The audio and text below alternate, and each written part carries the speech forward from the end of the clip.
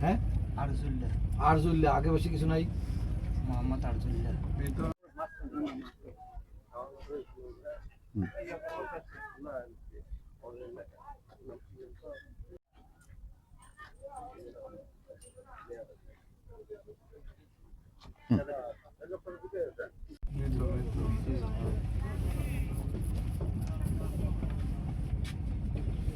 মায়ের নাম? মায়ের নাম পিয়ারি। হ্যাঁ, গর্ত করেন।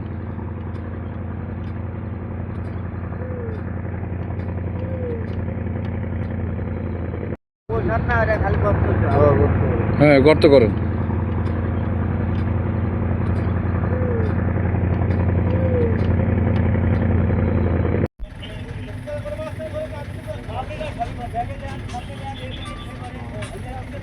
আমরা তাদেরকে ধৃত করি, করার পরে তাদের জিজ্ঞাসাবাদ করি এবং জিজ্ঞাসাবাদে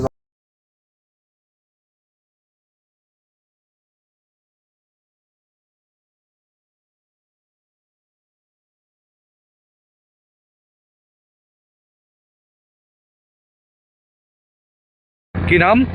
আইডি কার্ডে কাউসার আলী, ডাকনাম পলাশ। পলাশ। আর আপনার? আমার শরীফুল ইসলাম। শরীফুল ইসলাম। বাড়ি কোথায় দুজনের? ওই কিশোরগঞ্জ থানা, নীলফামারী জেলা। কিশোরগঞ্জ থানা, নীলফামারী। তো এই যে এখানে এই ঘোড়ার মাংস না কিসের মাংস এগুলো? কাটার সময় আপনি দেখেছেন তো? আপনি ছিলেন? আচ্ছা। তো যখন ঘোড়ার মাংস জবাই করেছে, আপনার সাথে এই ঘোড়ার মাংস যারা জবাই করেছে তাদের যোগাযোগ হলো কিভাবে? ফোনের মাধ্যমে নাম্বার দিছে, ওই নাম্বার দিয়ে তাদের সাথে যোগাযোগ হয়েছে। আচ্ছা। নাম্বার কে দিছে? ওই নাম্বার আপনার সাথে যোগাযোগ করায় কে দিয়েছে? আমার বড় ভাই দিছে। আপনার বড় ভাই। তার নাম কি? পুরো নাম বলেন। রবিউল ইসলাম মিনি। রবিউল ইসলাম মিনিট। তার বাড়ি কোথায়? ওই এক জায়গায় বাড়ি। এটাই আপন ভাই। আপন ভাই। আপনার আপন ভাই? আচ্ছা। তা আপনি এই যে অবৈধ ঘোড়ার মাংস কাটলো দেখলেন, এবার আবার পরিবহন করে নিয়ে আসলেন, আপনার কি মনে হয় না যে আপনি এগুলো অপরাধ করছেন? মনে হয়েছে অপরাধ করেছেন? অপরাধ হয়েছে যেহেতু একটা ঘোড়ার মাংস, একটা অপরাধী। না? আপনি এদিক তাকান। এই যে ঘোড়ার মাংস কাটলো, আপনি দেখলেন, হ্যাঁ, ঘোড়া জবাই করলো, এবার মাংস কেটে আপনি নিয়ে আসলেন, এটা কি অপরাধ হয়েছে কি হয় নাই? অপরাধ হয়েছে। তাহলে অপরাধ স্বীকার করতেছেন তো? আচ্ছা, কথা বলেন।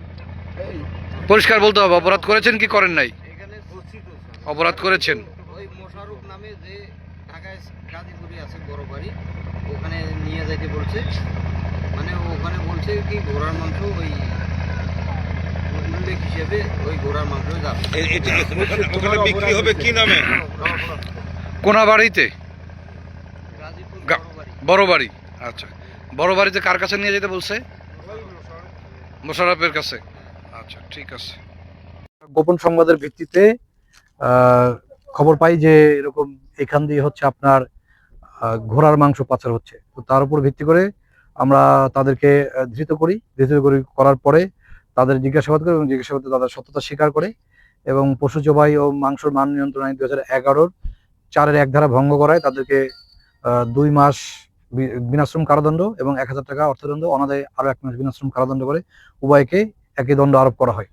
হ্যাঁ, এবং আমরা আশা করব যে আপনারা এই বিষয়গুলো খেয়াল রাখবেন যে বাংলাদেশে যে পশু জবাই ও মাংস মান নিয়ন্ত্রণ আইনে যেগুলো পশু নয়, জবাইযোগ্য পশু নয়, সেই জবাইযোগ্য পশুর জন্য জবাই না করা হয়।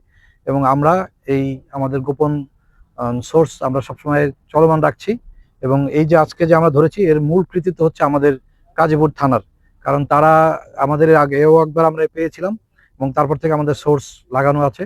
এরকম কোনো কিছু হলে আমরা তথ্য পাই এবং আপনারাও যদি কোনো কিছু জানেন আমাদেরকে জানাবেন। আমরা আপনাদের তথ্যের গোপনীয়তা রক্ষা করব সোর্সের এবং আমরা সবসময় চেষ্টা করবো যে অপরাধ যেন আমরা শাস্তির আওতায় আনতে পারি। ধন্যবাদ।